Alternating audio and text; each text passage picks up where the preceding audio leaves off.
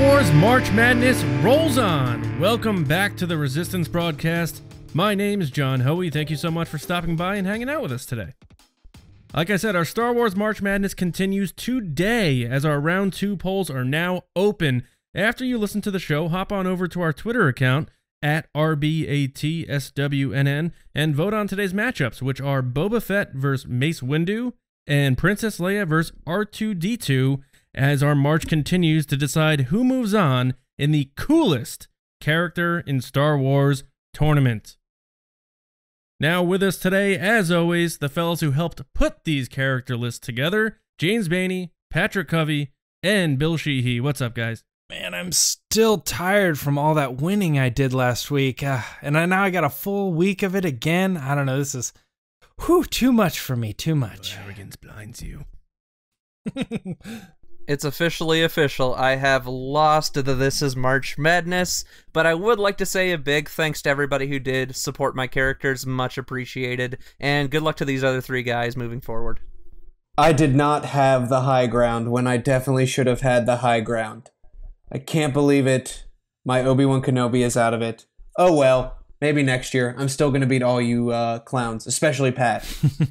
Yeah, I mean, Pat, it was a valiant effort. You definitely had outside-the-box picks, and I think some people appreciated that because some of their favorite characters who don't get mentioned often got mentioned, even though you got your socks knocked off in that first round. But no doubt. Like we said, on we go to round 2. I know it was quite a grind. So we're at the Sweet 16 now. 16 characters to go to find out who is the coolest character. We had a bunch of upsets in round 1. I'm just looking at them now. Mace Windu defeated Shriv Surgav. He took the seat, baby. He took the seat.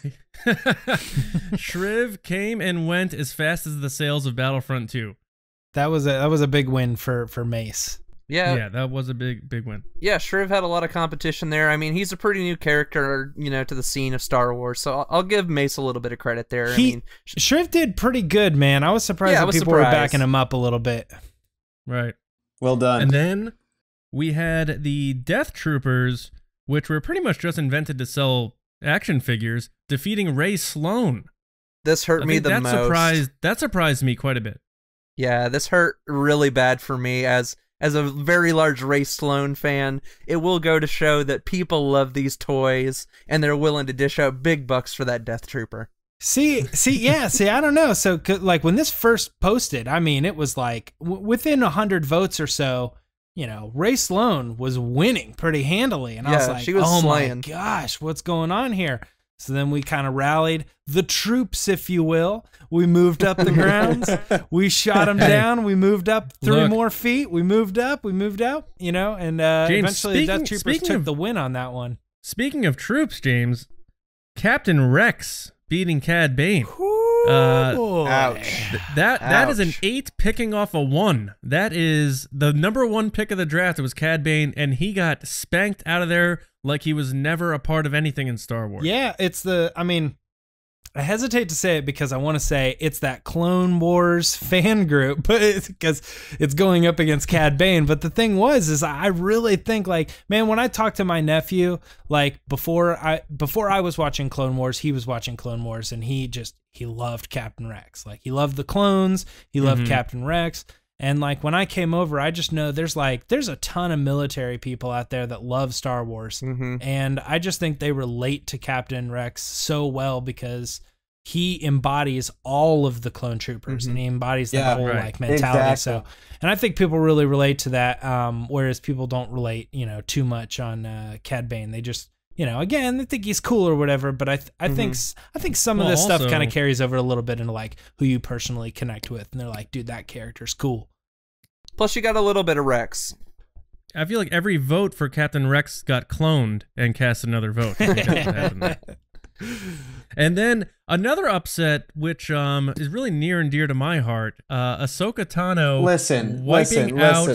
I'll go ahead and say this. Obi-Wan Kenobi. Good for you, John, for just calling Team Ahsoka and just them answering the call. Good Lord.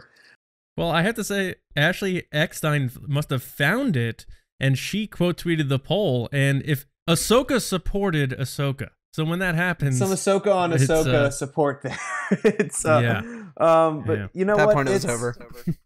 It's fine. It's all good. I'm moving on. We're tied right now, and I'm still going to win because I've got pretty much the best team except Obi-Wan now. So I'm just going to move on and just take it with grace.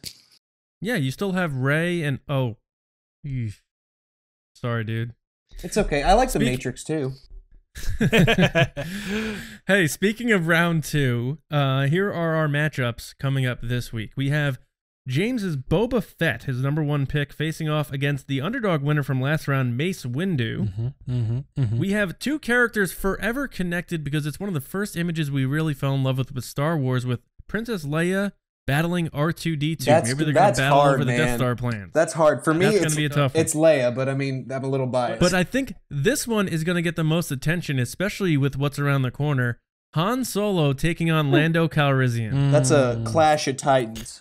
That really That is is going to be a bloodbath. I think there's a couple others that might even be closer, though. We'll get to those in a second. We have Death Troopers facing off against Ahsoka. I'm sorry, Ahsoka's got that. We have. That's an easy you never win. know. That's an easy win for the know. troopers, man. You're saying? Okay. We have Captain Rex facing Darth Vader. Now that's going to be close. Well, we'll see. You know, it's going to be close in the same way that like the rebels in the hallway in Rogue One were close to Vader. Captain Rex is just going to be in the poll going, "Help us!" I'm not massively optimistic about this Seed 8 versus a Seed 2, but is that a 2? Or is that a 1? That was 2 a Seed versus 2, right? 2 versus an 8. Yeah, 2 versus an 8. So I'm not entirely happy with that one. I think the next battle, John, we got up here, the Darth Maul versus Starkiller. I think that could potentially be pretty cool. It's a Witwer showdown. Sam Witwer versus Sam Witwer. Canon versus not canon. The Sam Witwer Bowl, baby. Yeah, I'm gonna vote for Sam Witwer in that one and put all my money on. It's Sam a win-win for him. Speaking of, and no offense to Pat, speaking of getting screwed here, I had 0 matchups against any Pat characters, and I still got 5 of my characters into the second round. So that's that. Okay, so 2 more matchups for round 2, and then we got to get into some news, fellas. Luke Skywalker versus his nephew Kylo Ren. I think that'll be a fun one, but Luke obviously has the edge there. See you around, kid. Skywalker. Luke doesn't go to Hot Topic as much as Kylo does, but I'm sure it'll be close. It'll be a good one. Yeah, especially if our listeners remember that it's for coolest character, not most popular character of all time. And then the final one is Chewbacca versus Liam Neeson. Oh, I mean Qui-Gon Jinn. I mean that's what it is. Potato, Liam. So I mean, I think this could potentially be a pretty good barn burner as well. I think that might be one of the closest ones. So we'll have to monitor that one. As people in Kentucky say, it's going to be a Jim Dandy of a game. Yeah, we don't know what that means. You don't need to. But we received a lot of bracket entries. So the bummer there is that we have to grade all of them, and the flip side is the good news, which is the highest scoring bracket out of all of you out there listening will win a Resistance Broadcast t-shirt of your choice. So keep an eye on your brackets, keep scoring them. Hopefully your brackets aren't busted yet and you're still in this thing. And we'll see what happens this week starting today with our round 2 polls. But guys, enough of that. Star Wars March Madness is going to be there for us this week. We got to get into some news here. James, what is going on in Newsnet this week?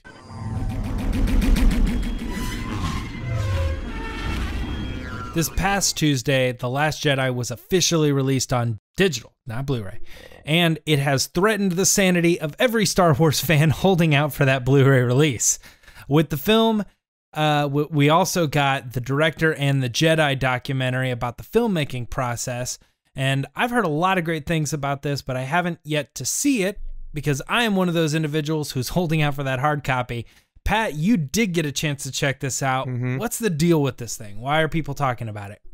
Well, first of all, I want to give a shout out to that one guy on Twitter where I was like, hey, he was like, why aren't you getting like the digital copy, man? You could give your digital copy away to a friend or something. And I'm like, I don't know. But then he kind of talked me into it. And so I am going to give away my digital copy to someone, maybe one of you guys. We'll see here in a week or two when I get my hard copy. But shout out to that guy because it was worth every red cent, guys. This was a wonderful documentary. I'm not going to spoil anything for you guys who are holding out for your Blu-ray copies. I will tell you one thing. You need tissues going into this. It's a very emotional ride. This is probably one of the most emotionally driven behind the scenes I've ever seen in film. It's kind of like the stuff you see in the extras for the Harry Potter and the Deathly Hallows Part 2, or the stuff for Return of the King from Lord of the Rings. There's a lot of that emotional attachment, but it's like emotional almost like 3/4 of the time. Like, I've never seen so much emotion in a documentary like this. So, was it more emotional than the montage they put together for Leia? Yes. At Celebration? Yes. It's pretty darn close, if it is. Oh, man. So, Absolutely. I'm telling you, get your damn tissues ready. You're not ready for this. Yes. So, Bill, yeah. I was gonna ask, did you get a chance to check this out? It seems like you also picked up. You also caved. Did you go digital? I caved like at the 11th hour and was like, you know what? I'm just gonna do it. And then because I was told I was gonna get it as a gift later on, the hard copy. So I was like, you know what? It's not spending too much money. But I'm glad I did. I stayed up till midnight, then realized that it wasn't releasing till midnight on the West Coast. 3 a.m. baby. There you go. So didn't stay up, woke up early the next morning, watched it. It's the first thing I watched. Man, I cannot tell you how much of an emotional roller coaster ride this is, because there's one scene, and I'm not going to spoil it for anything, that involves one of my favorite characters. I'll just say that, and the behind the scenes making of that. And you look at it and you're like, wow, this meant so as much to them as it means to us. Wait, Starkiller is in the Bill, let me ask you quickly. Do you think for fans who had a problem with TLJ, who are still going to buy this thing because they buy everything that Star Wars puts out, will it paint the movie in a different light and warm them up to it at all? I think it will, because I feel like it shows the blood, sweat, and tears that Ryan put into it, that Mark put into it, that every single person, like, it seems that they brought their A game because they knew this was going to be a different and visceral Star Wars movie. So, I mean, I completely loved it, and we'll talk about it more when everybody gets a chance to see it. Right. I cannot gush more about this documentary. So awesome. So John, I also know you are holding out for the hard copy, so you haven't seen this, but like me and you, we watched the trailer, and we watched the short little Luke getting to reconnect with Frank Oz thing. What do you think about that? Yep. So I'm 35, and it's like sometimes I think about, my mortality and that sort of thing. I have a baby on the way, and that whole deal. And it's like that quote that everyone uses that I hate, but I'm going to use it now. The whole, I'm not crying, you're crying, that whole thing. Because and there may not be any crying in baseball, but there's crying in Star Wars. And that's a really good point. Seeing Mark Hamill like beside himself, seeing the Yoda puppet, which, by the way, I don't care what people said about it not looking like Yoda. That was Empire Strikes Back Yoda. It looked great. And I didn't realize how involved Frank Oz was in this. He was underneath the set, working with the puppets. That was huge to me. I just thought he lent his voice.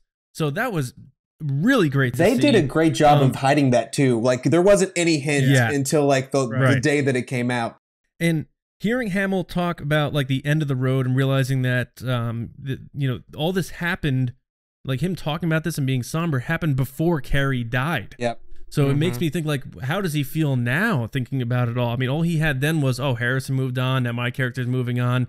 And seeing him and Frank Oz kind of embrace each other and hug was pretty heartwarming. And I got to say, if what Bill and Pat are saying, the rest of this thing is even a fraction of what I saw there, I'm in for a hell of an emotional journey. Take that and triple it. That's how emotional this is. That's like not the Grinch's heart grew that day. Yes. That Yoda scene isn't even like, it's not the most emotional Mark Hamill moment in that documentary. I'll end it at that. But it sounds like this is what we all wanted from the Force Awakens release, and what we got from that was pretty much nothing until the extended versions of it. So I really think that I'll close my point on this right now.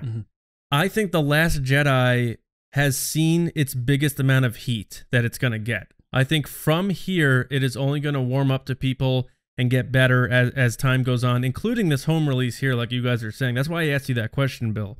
We're getting everything we wanted, and I think, like I said, the Oz and Hamill moment, and I can't wait to see the other stuff that's about to happen. But I think all the heat and fire that TLJ got, it's only in its past, and I think it's going to age well. and this movie's going to become more of a favorite as we go down the road. Well, we need to forget the past, and we need to start thinking about the future. There has been a lot of speculation in the fandom community that a potential director for Star Wars could be found in the Wrinkle in Time director Ava DuVernay. Unfortunately, for fans of that theory, recently on Twitter, she said, "Star Wars is not for me." And she went on to talk about, thanking the fans for enjoying Wrinkle in Time. So that officially squashed that. Yeah. In light of the situation, I was thinking we could maybe take a minute to talk about some of our few favorite director possibilities. Bill, unlike the draft tournament, I'm going straight to you, letting you go first. Thank you. Who is on the principal's list of directors? Cad Bane. There you go. That's my first pick. First pick, Cad Bane. And I'm gonna eat a little crow here because I know, like, privately, I've been really kind of championing Ava as a possibility for Star Wars because JJ has said it. I just got the feeling that she would direct it at some point, but I'm not convinced anymore, and I think that it's probably not going to happen based on her comments. And on top of that, it just got announced, I think like in the past 2 days, that she's doing a New Gods movie for DC and Warner Brothers. So that it's not going to be anytime soon. So I don't think that's going to happen. But as far as who I'd love to see, after seeing Black Panther, Ryan Coogler is 3 for 3 for me. Fruitvale Station was great, Creed was great, and Black Panther was great. I think he has a unique vision that he just keeps getting better. This was only Black Panther was his 3rd film, and I think if you give him the creative freedom that you gave Ryan and that you've given to some other directors, I think that he could do an amazing job and tell a very different story in the Star Wars universe. Bill, did Coogler write any of these projects, or was he mainly directing? Yeah, he did. He helped write. I really didn't know. Yeah, he helped write Black Panther and Creed, and then Fruitvale Station was his first foray into filming. So yeah, I think he'd be a great choice. On top of that, and I know you guys are gonna at this 2 or 3 movies down the line, go ahead and just give Jordan Peele a movie. Let him try a big blockbuster movie. It's hard. I know you guys have some comments about him, but I think it's hard to. His first film was nominated for an Academy Award, and he won Best Screenplay. I think was it adapted screenplay or it won an Oscar. Yeah, original screenplay. It had to have been. Yeah, there you go. Yeah, so I think that there's something there, and if he would do it, I would be 100% open to it. Bill, let me jump in right here with what you're saying is because number one, Ryan Coogler has been a choice of mine for a very long time. He's also on my list. I said Ryan Coogler before Black Panther.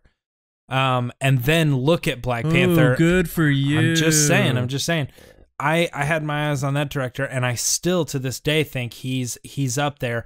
And I've got some other ones too, but about the Jordan Peele thing, I think you said it the best way you can say it. 2 or 3 movies down the line, let's take a look at him. Maybe he could be that. That's fine with me. I'm saying right now, off of one movie, don't hand him Star Wars. Because you look at some of his comments talking about it, I don't think that he's ready for...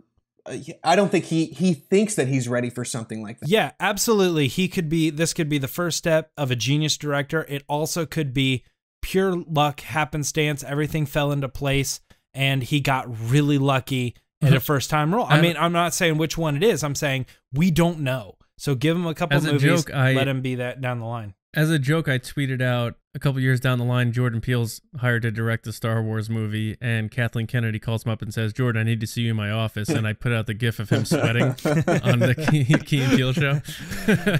But Bill, to your point about Coogler, Creed, I was like, when I heard they were making a Creed movie, I'm like, get the hell out of here, man. Take me higher? You know who also said get out of here? Sylvester Stallone. Until he met with Ryan, until he heard what Ryan's pitch was in his writing. So he was able to revive a franchise that had its own legacy, and that is what he would have to do here with Star Wars. Like, it's already established, and you're putting your own new footprint into it. So I mean, that does make sense in that regard too. Your own fruit print? Did I say fruit print? No, I'm mixing. Oh. I'm just messing with you guys because Fruitvale Station, and we're talking about Ryan Coogler. So you get your fruit pen in there. Pat, what do you got? What are some directors that you want to see do a Star Wars film if not Ava DuVernay? I've got a couple here. Maybe I'm just going the Harry Potter route here because that's what I was raised on. I'd like to see maybe Chris Columbus or Alfonso Cuarón come on and do some stuff. I know Chris Columbus.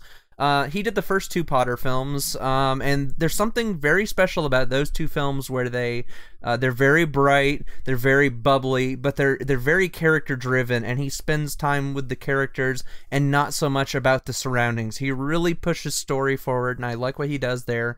Whereas Alfonso kind of thinks out of the box. He starts to do some things that are more artistic, and they push the story forward, but it's a very beautiful film, and it's something I really enjoy.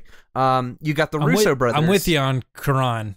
I'm not with you at all on Chris Columbus. I think because his last two films have been, it was Pixels and some, what was the last? But, I mean, he's done a lot of stuff. I think like he did like the Home Alone movies and stuff like that, but I just don't think his place is in Star Wars at all. But I think people can get on your back with the Alfonso Cuarón thing. Yeah, I think people really pulled to him as the third movie of Harry Potter was their favorite, and a couple other things. He really has like a down, dark, gritty tone to him. So I think if you want to stick him in like a war-based film, like a Battlefront film, if they ever wanted to bring that, he could potentially do that. So I'm down with that, not down with the other one. Your Russo brothers, where are you going with this?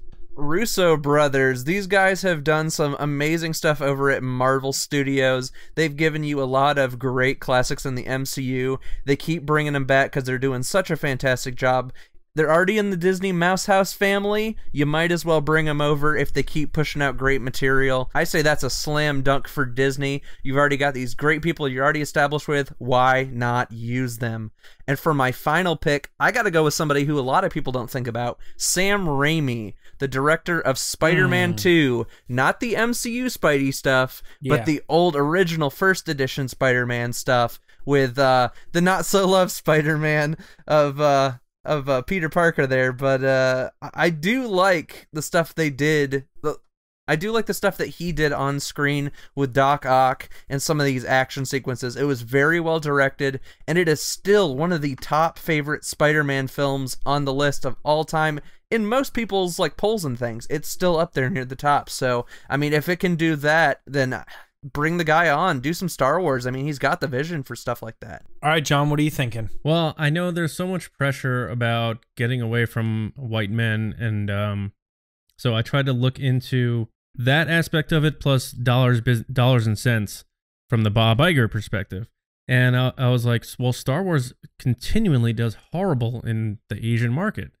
So I was like, let me try to like look up Asian American directors and who's someone who's either up and coming or someone who has been around. And there's like none. Like and if someone's gonna obviously tweet at me, oh, what about this person? Yeah, okay. But there really isn't any prominent ones or really people on the map, which kind of surprised me a little bit in terms of. I think, I mean, the ones that come to mind right now are James Wan, who are doing Aquaman, and then Justin Lin, who's done Star Trek Beyond and some of the Fast and the Furious movies. I mean, I think they would be, given what we've heard about Aquaman right now and what I've seen with Lin before. I think that. Okay, so. Yeah, sorry to. No, that's perfect. It didn't come up in a Google search, so I don't know.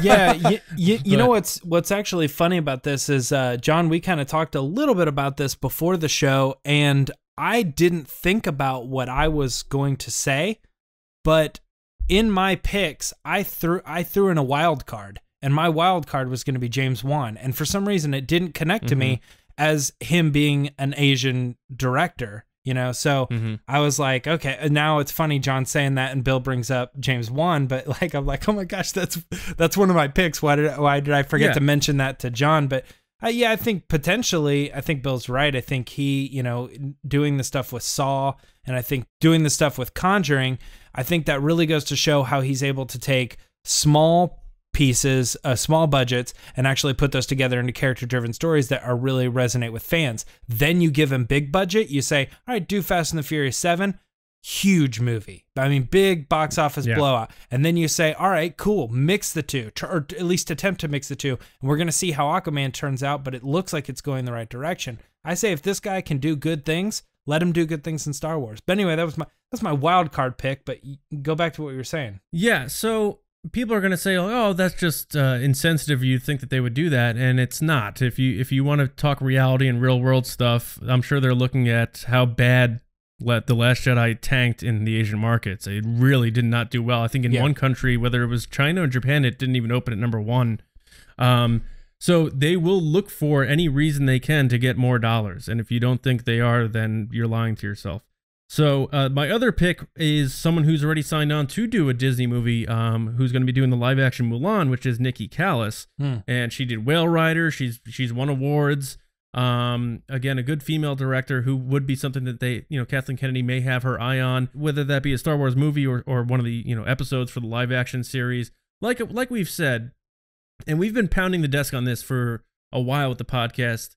I'm kind of tired of people bashing Kathleen Kennedy, because if you think this woman is stupid and it doesn't have her finger on the pulse, you're crazy. And we've been kind of defending her in a weird way. Someone like her should need to be defended, but we find ourselves continually doing it. But yeah, those are my types of picks, and that's really all I have for that. I had 2 real picks, and that was the Ryan Coogler, and then another one was Denis Villeneuve. I think, I said that guy needs to have his hand on Star Wars before Blade Runner came out. And then to me, I go see Blade Runner and I'm like, just if this were just Star Wars, if you just tweaked this just a little bit and made it an actual Star Wars genre film, man, this would be so amazing.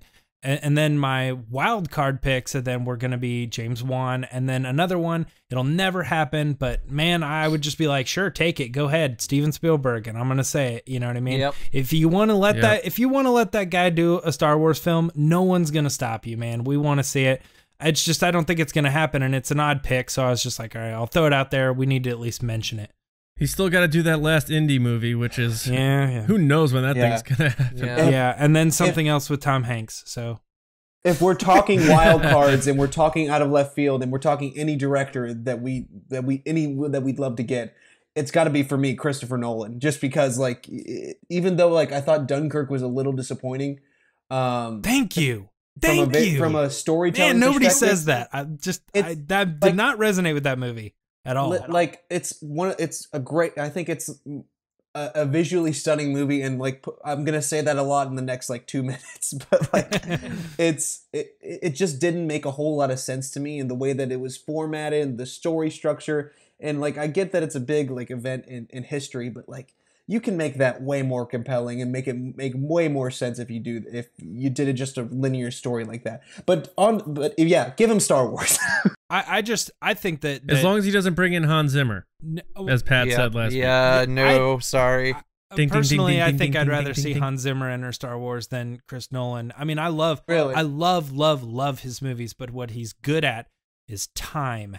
And we've discussed then and again, that time travel and things like that don't really have a great place in the films of Star Wars and things. So like, maybe he could do an Obi-Wan Kenobi movie. Yeah, we haven't talked about that. Thank you. I'd love where that. he enters the world between worlds, and then he goes to a different time in a different place, and then he has a great adventure, and he comes back to the desert. Now, guys, really, really quickly, let's try to break down this Prime Video Facebook thing that was going on. Ryan Johnson worked with Prime Video to do a Facebook question and answer session. There were all sorts of interesting questions asked, but even more interesting answers.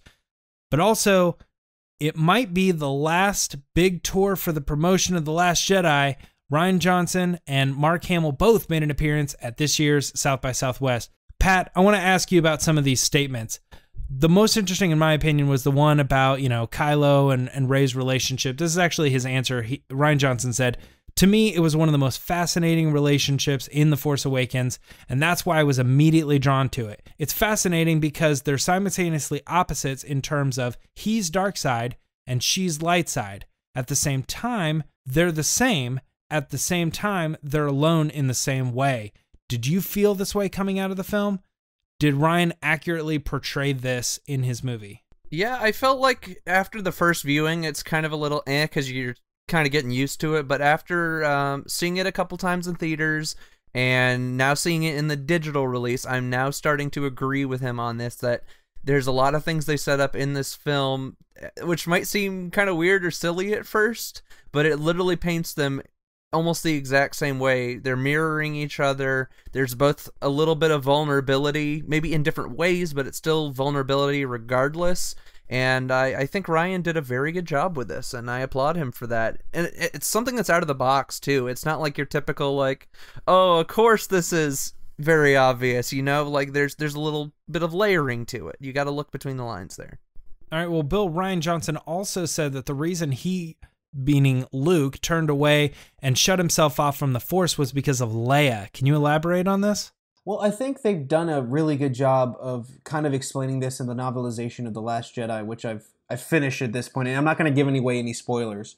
But there are certain moments where they're like self-reflective, where Luke thinks about Leia, and it's because like he feels that like he's failed her more than anybody in the galaxy, with Ben turning to the dark side. So, and even like Leia at one point, just like she admits that like at one point she really was very upset with Luke. So I mean, to me that makes sense, and I think that they've done a really good job of showing that off. And I love this as a plot point because it shows that yes, they knew each other in the original trilogy, and yes, they're brother and sister. But the fact that like this affected him in such a way that he just wanted to just cut off, I think is really, really powerful. Yeah, and you know, there's another side to this story too, because Mark Hamill and Ryan Johnson were both at South by Southwest, and Ryan talked about a lot of things. One of the things he was saying was, you know,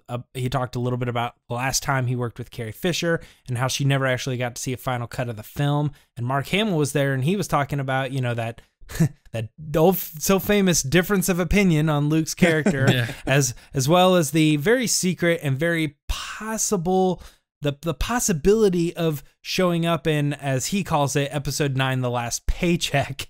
So, you know, did you get a chance to check out some of the South by events? What did you think? Well, I actually got invited to this conference, but I didn't go. But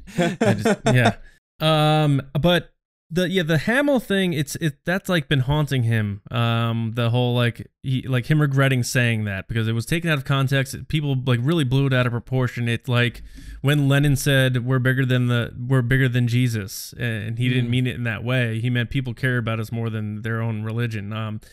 So that aside, it's funny. It's that they can kind of bring some levity to that, and both of them together wash that aside. The thing about this for me, like you talking about him appearing in 9, The Last Paycheck, that whole thing, I don't know that Mark Hamill's going to be at the forefront of promoting episode 9 because I don't know that he's going to have a large part. And also, I don't know that it's going to be guaranteed to us by J.J. Abrams, who's known to being quite secretive, that Luke Skywalker's definitely going to appear in this film. Yeah. Now, with that perspective, and I put this in one of the articles recently, we may have seen the final time Mark Hamill did a promo tour for a Star Wars movie. And that kind of sucks because the biggest enjoyment I've had of the last year of them promoting The Last Jedi is seeing this guy ham it up. Not only is he funny, but he's self-deprecating in a very charming way where it seems sincere. And he's such a good storyteller. Like, he's so good at taking you down memory lane and making you feel like you were sitting on a set of A New Hope, drinking a beer with Carrie Fisher and Harrison Ford. Like, he brings you in, and him bridging the old with the new really made me enjoy the promotion of The Last Jedi. And if he's not a big part of promoting episode 9, I'm really going to miss that. And it's kind of sad to me that it might be the last time he gets to do that for a Star Wars film. John, you're the first person that I've heard like who's mentioned that. And like when you talk about it like that, like, and you break it down, it makes sense. And like you said, that should make you sad. Yeah, it's like the end of the road, man. Yeah. And I know you guys haven't seen it yet, but Bill and I have. They do go into some deeper layers in that documentary that you guys will see here in a couple weeks. Oh, man. Well, that wraps up just about all the news, the big news stories we got this week. I'm going to throw it right back at you, John. Take us on the Scoundrels rundown. All right. Without further... No, I'm not going to say it again. Punch it, Chewie.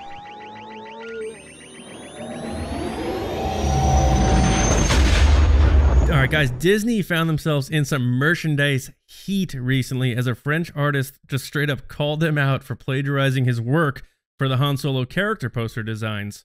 In response to this, Disney had a new set release recently, which I know James has already pre-ordered all of them on Amazon, right? Yeah. The posters are similar, just not set behind the framing of the characters' names, and with much more color, which makes them way better, in my opinion. Hey, Disney, plagiarism's bad, okay? Shame on you, Disney. Okay.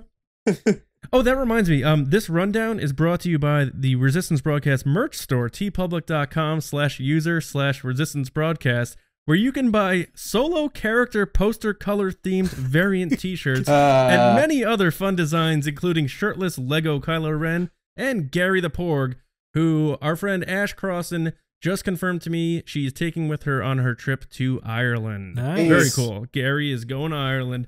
And all joking aside, it is truly the best way to support our show, so thank you so much for all of you who have bought some of our swag. In addition to the character posters, is an overall poster with all of Solo's protagonists, including Lando, Chewie, Kira, Beckett, and L337. We still expect a full theatrical poster to accompany the full trailer sometime in April, we're guessing. On to Mark Hamill. He had his Hollywood Walk of Fame ceremony recently, and many fans might be wondering why it took so long for the 66-year-old actor to receive one, and it's quite simple, actually. These things are purchased. Celebrities have to pay upwards of $30,000 for these things, and Hamill, knowing the self-deprecating humble guy he is, likely didn't have the ego to care enough for it. But perhaps Disney CEO Mr. Bob Iger sold some things on Craigslist to afford the bill for Mark. I can see him now. I have sold Julie Andrews' original Mary Poppins umbrella on eBay. Now I can buy Mark Hamill his Walk of Fame star without using any of my money. Kathleen, get me my apple juice. Hey, bought or not, our Jedi Master deserves his place on the Walk of Fame. So congrats, Mark, from the Resistance Broadcast. Woo! Golf clap. Our last story, it is being rumored that Jabba the Hutt will appear in the Solo movie. I know, big stretch, guys. Jabba the Hutt appearing in a Solo movie. It was reported in less than reputable tabloids, like The Sun, but honestly, it would come as no shock to any of us that Jabba would appear in this film. It makes too much sense. It would be the perfect amount of fan service while also not making it a stretch in terms of how he fits in terms of the characters and plot lines, especially if Salacious Crumb is included in the deal. For all of your Star Wars news, reviews, editorials, and information, go to our website, starwarsnewsnet.com. We are a force for news. That does it for this week's rundown. Time to check in with Pat to see which of your questions he has for us this week. So, Chewie, get us on out of here. You guys know what they say about Broom Kid. Just because he appears means there could be a whole nother trilogy about him. So if Salacious appears, does that mean we get a trilogy about him? I don't know. He got knocked out in round 1 of Star Wars March Madness. Ooh. I was a little upset, but we had some fun. Maybe if he went up against Cad Bane, but... All right, Twitter, you guys sent us your questions with hashtag #AskTheResistance, and our first question this week comes from Lane Casper at Southwest OK Poke, and they asked us, will we ever see the Starhawk ships on screen? I'd love to see them in Episode 9. It was really cool seeing them introduced in the Aftermath trilogy. And I'm going to take this question. I'm going to say no. Because when they appear in the Aftermath books is around the Battle of Jakku. If history serves me correct, I believe that was 5 ABY. And currently where we are in the timeline is post 34 ABY, which means these ships have been around about 30 years. I mean, we've heard of all sorts of crazy stuff. I know in Battlefront 2 when they skip ahead with the stuff with Iden, we still see ARC 170s and Nebulon B frigates and stuff like that being used by Janata security, but I mean crazier stuff has happened.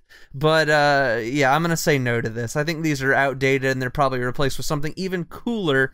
Hey, for all we know, those Resistance bombers were some variation off of that. Our next question comes from Johan Person at Yope77, and they asked us, isn't it kind of strange that Luke wanted to train young Ben Solo, knowing how easy it is to fall to the dark side? Considering his father did, and even he faced temptation. James, what are your thoughts on this? I actually think that that's the reason he wanted to train Ben Solo, is if there was any sort of realization that he might have the Force or he might have the possibility of being a dark side person. And I'm not sure if they've actually touched on this in some of the books, but I feel like that's where I'm getting it from, is that Ben Solo kind of had a little bit of these tendencies, and that's why Leia wanted him to go train with Luke. That's the important thing, is that let's get this kid on the right path. Yoda said that Luke was too old to begin the training, and Anakin was, kind of tempted. So I think those are both kind of like obsolete arguments against why training a young Ben Solo would not be able to work against or be able to fight against the dark side. The problem is that Luke then kind of like failed, and ultimately still kind of he fell in that path. So it seems like, why would he want to do that? But I think the intention was, if you take off your hindsight is 20/20 glasses, I think when they were there and he was young and they were sending him off to train with Luke, the intention is Luke will be able to teach him from an earlier age to stay away from the dark side, unlike his grandfather. Yeah, I think sending him off to Jedi boarding school was probably the best thing that could have happened for him. I mean, he could have gone crazy. He could have gone a bunch of different ways, and heck, as far as the timeline's concerned, we know he was with Luke for quite some time, so it's nice that he was willing to help out family and, help out his nephew. But it does beg the question of whether or not he was actually going to become Kylo Ren, regardless of what Luke did of what we saw in Episode 8, and that's something to look forward to in hopefully Episode 9. Hopefully we get those answers.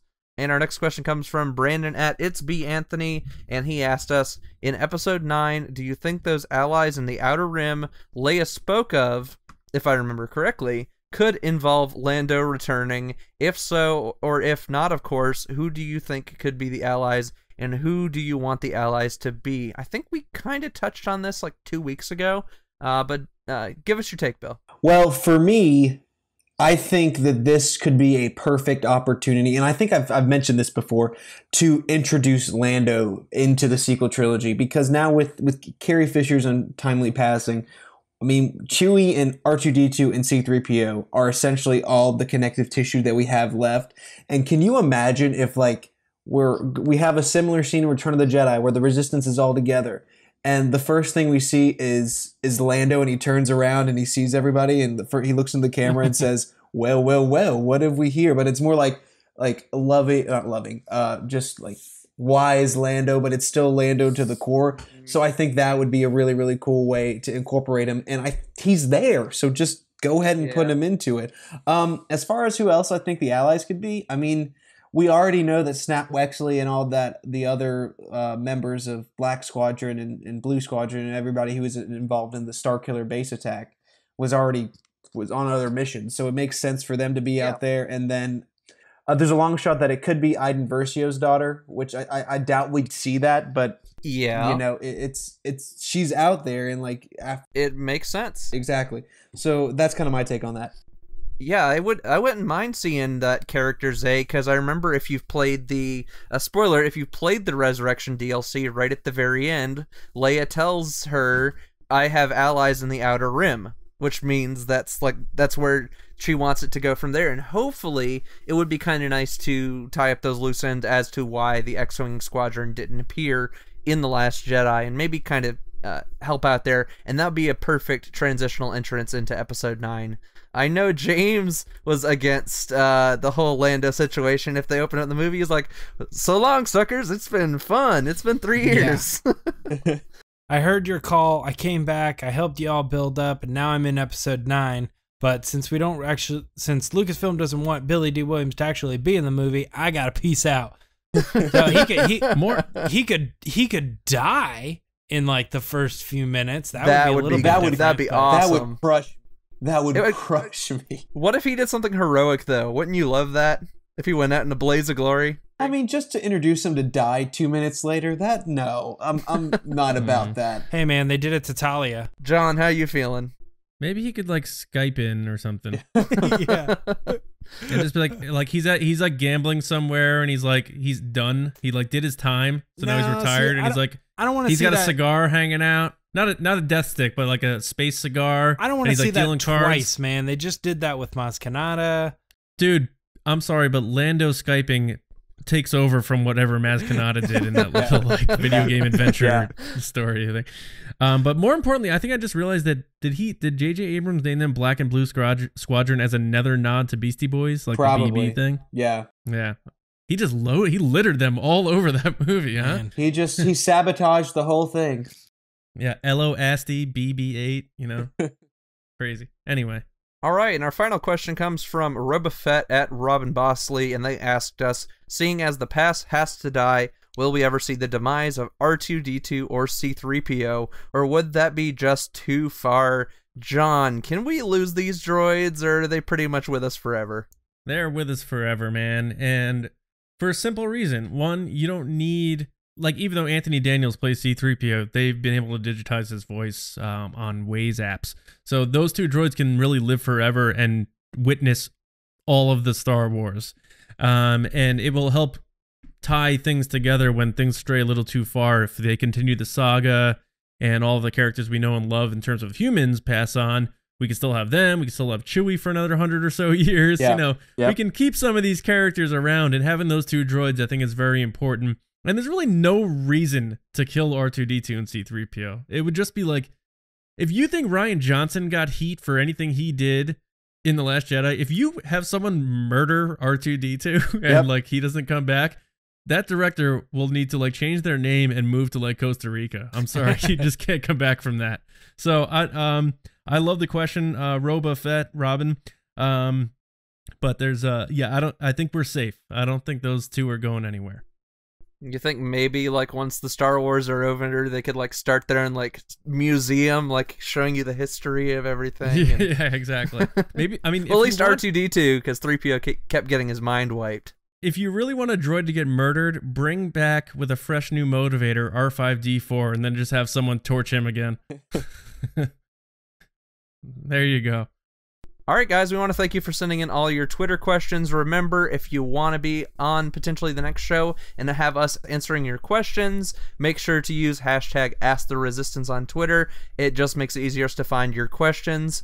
Thank you all for listening, and back to you, John. Awesome. Thanks a lot, Pat. Be sure to subscribe to the show on iTunes, SoundCloud, or YouTube, and please just take a second to rate us 5 stars on iTunes and like our videos on YouTube. Also, leave a comment. James likes to check in and respond to those and have a little banter with you guys.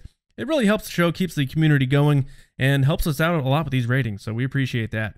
Hop over to our store, tpublic.com/user/resistancebroadcast. Pick up some of our merch, whether it's a shirt, sticker, coffee mug, whatever. Like I said before, it's the best way to support our show and allow us to give you 2 free episodes every week. Be sure to check in with our website, StarWarsNewsNet.com, every day to stay up to date on everything Star Wars related, including breaking and latest news. James, where can our listeners reach you?